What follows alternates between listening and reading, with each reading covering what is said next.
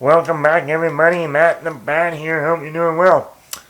So this weekend we had a new movie come out in theaters. A movie I've been looking forward to ever since I saw the first trailer.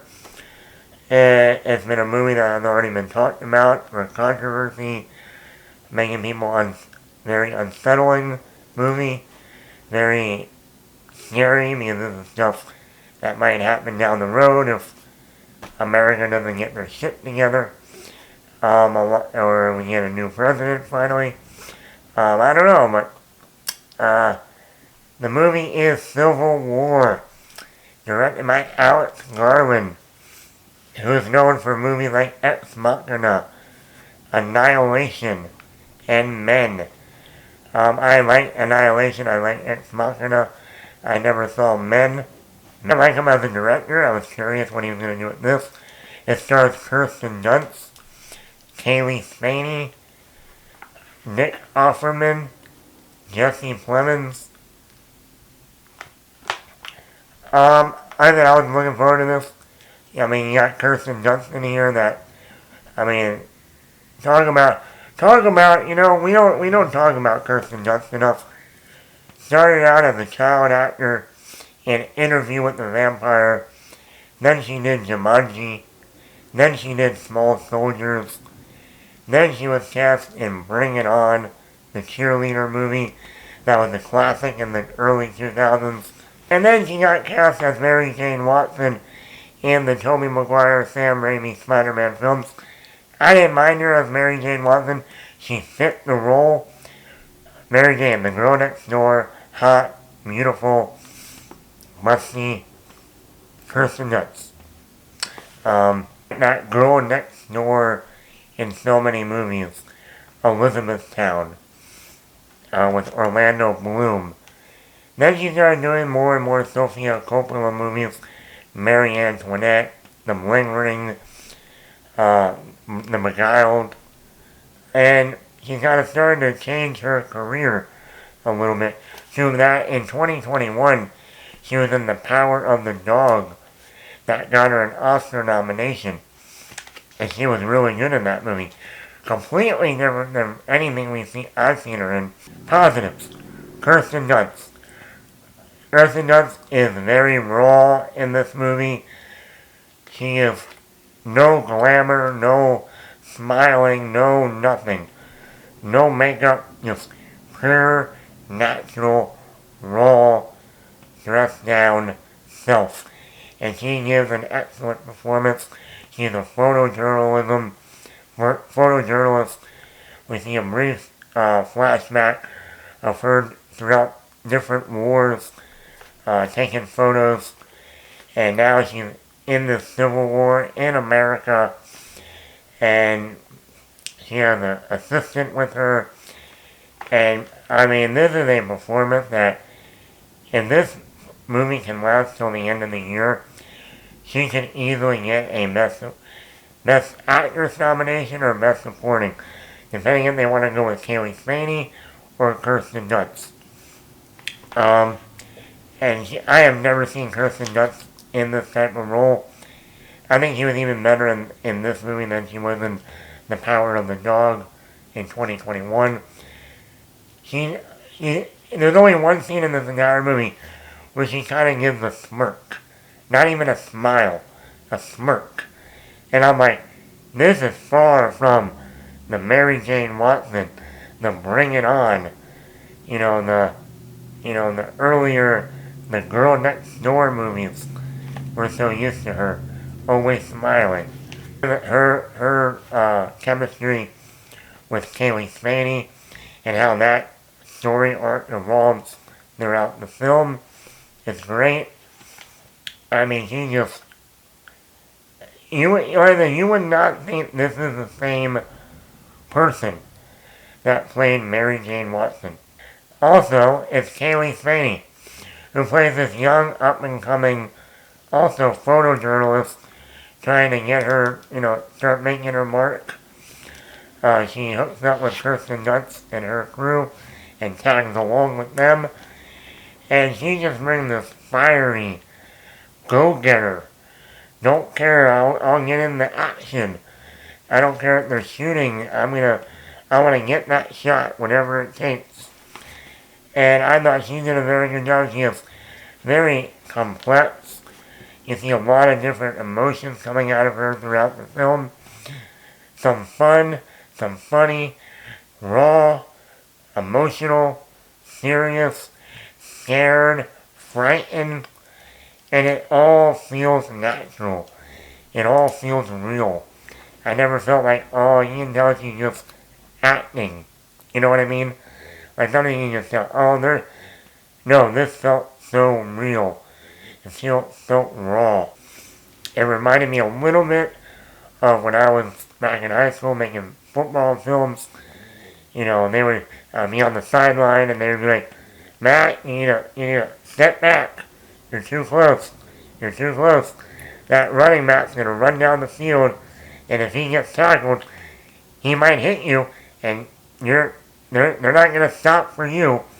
You need to get back. And I would just be like, nope, I'm filming. And of course, one time I actually did get hit. So, and I got it on film, and I put it in the highlight film. So, but yeah, I was like, yeah, that. Now I'm not comparing war to filming a football on a Friday night. But I'm not like Biden, the wildfires. But one time my house got struck by lightning, and all the power went out. Wildfires, power going out. Really? It is unsettling. This is a horror movie, but a real horror movie. Not the one with the Wolfman and the ghosts and the goblins and the exorcisms. No, this is real war, unsettling, haunting imagery, scary situations that you hope never happens to you. Intense, very intense in moments, shocking moments that will shock you, surprise you, rattle you to your core. Epicenter of this movie deals with Jesse Plemons. You see him in the trailer. You see a little bit of that scene. He's only in that one scene, but oh my god, that scene is the epicenter of this entire movie. There's even a chance that even Jesse Plemons, Landry Clark from Friday Night Lights, gets nominated for supporting actor. Because we have seen actors show up in one scene like Judi Dench in Shakespeare in Love and not only get nominated but win supporting actor. The performance that Jesse Plemons gives in one scene of this movie is not only epicenter of this whole movie, but it is the most shocking, the most unsettling, the most scary, realistic moment in the movie that you're just like, oh my god. I never knew Landry Clark would be so dark.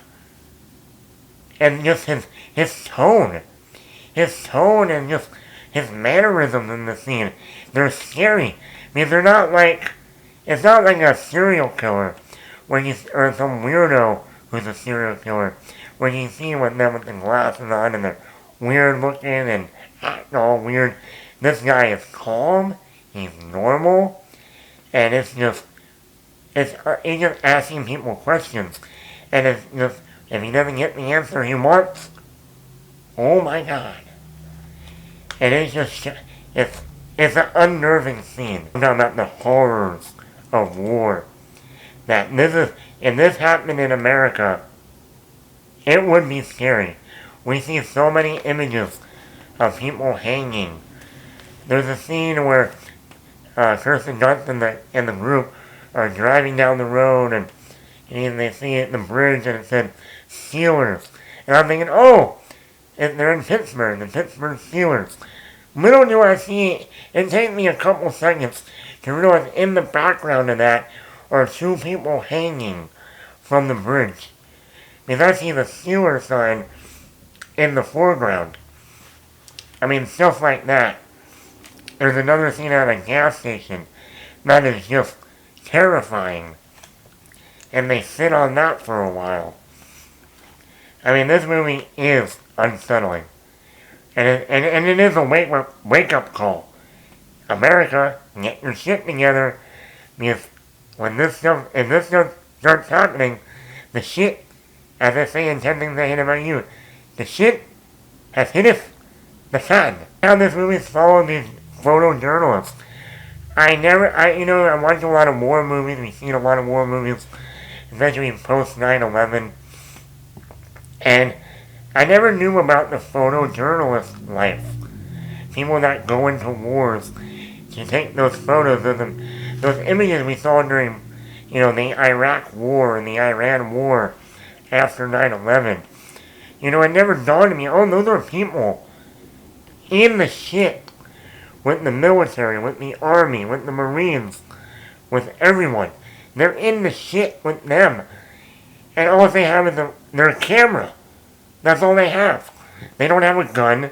They don't have anything. They're in the battlefield with these people. They're there to get the shot. To get the best shot they could. No matter how gruesome, no matter how disturbing, unsettling. And you see that in the movie. And you also realize these people that are doing this, they're no different than the military. The military are using their guns and they're shooting these people. It's war. I get it. But then you look at the person with just the camera, who's just there to take photos. They're not like, oh, maybe I should help this person, so they don't bleed out, or they don't die out, or they don't get shot. But they're like, no. They're almost rooting for them. Kill him. Kill him. Kill him. So that way I get the right shot. I get that shot that's going to be on the front page of the Time magazine, the U.S. Weekly, the front page of the newspaper. That's going to be my award-winning shot. And you gotta think about the moral complexities of that. And I thought that was very interesting to watch this movie and see that. The movie's an hour and 49 minutes. I thought the pacing was very well done.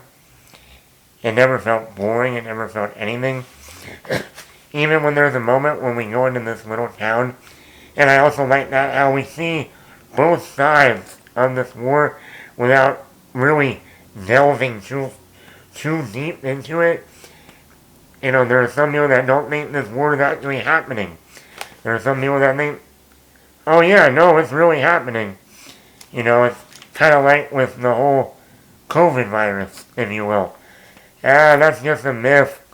People aren't dying from it. Other people, yeah, motherfucker, people are dying from it.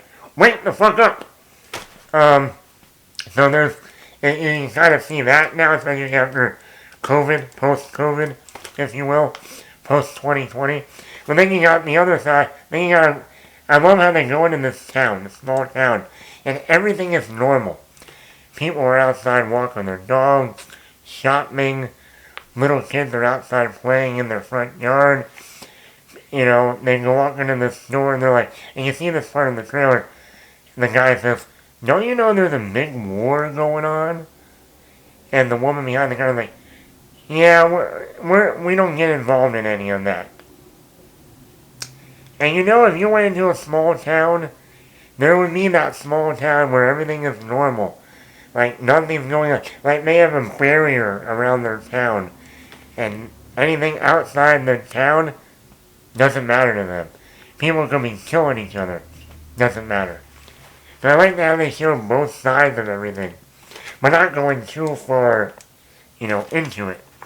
And not leaning too far one way or too far the other way. One of Alex Garland's best films. I like Ex Machina. I like Annihilation. You can tell he has a strong, also as a writer, he writes strong female characters. Alicia Vikander in Ex Machina, Natalie Portman, and the other women in Annihilation. And now in this one, you got Kirsten Dunst and Cailee Spaeney. The main focus, strong female characters. But once again, Disney, this is an A24 movie. Strong female characters without making the men worthless, pathetic, losers. You might want to take a sip. And like I said, the action, there's action throughout the film.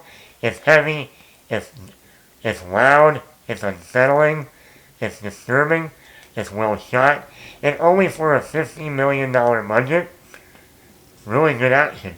My negatives with this movie. We don't get that much of Nick Offerman, who plays the president.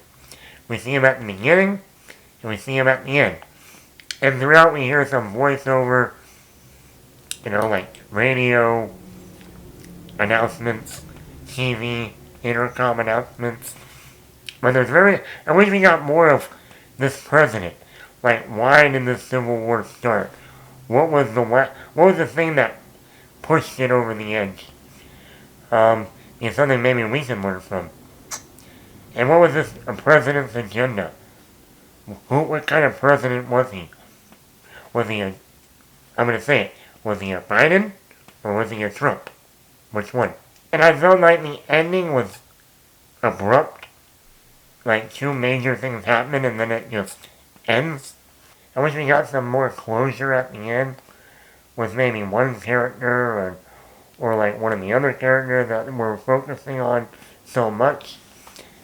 I think it would have been an interesting character arc if there was a little bit of almost like an epilogue to see one character okay, where does this character go from here? After everything they've seen, what happens now? Just a little, I'm not talking about 20 minutes, I'm talking about 5 more minutes. Just okay, I think that would have been an interesting character arc for one of these characters. Other than that, I thought this was a great movie. I think this is one of the best movies of the year so far. Up there with Dune Part 2. I'm going to give this easily a 4.9 out of 5. I think it's one of Alex Garland's best films. I think it actually is his best film. So, let me know in the comments below, are you a fan, or did you see Civil War? Are you a fan of Alex Garland's work? I think this is Kirsten Dunst's best work in her entire career. I think Cailee Spaeney is on the rise. So definitely keep an eye out for her. She keeps picking these interesting projects. Bad Times at the El Royale, Priscilla, who was also directed by Sofia Coppola, who worked with Kirsten Dunst a lot. And now here she is doing an Alex Garland movie with Kirsten Dunst. Next she's going to be an Alien Romulus. So yeah, let me know in the comments below. Did you see Civil War? Did you like it? Did you not? What do you think about the controversy? Did it make you unsettled?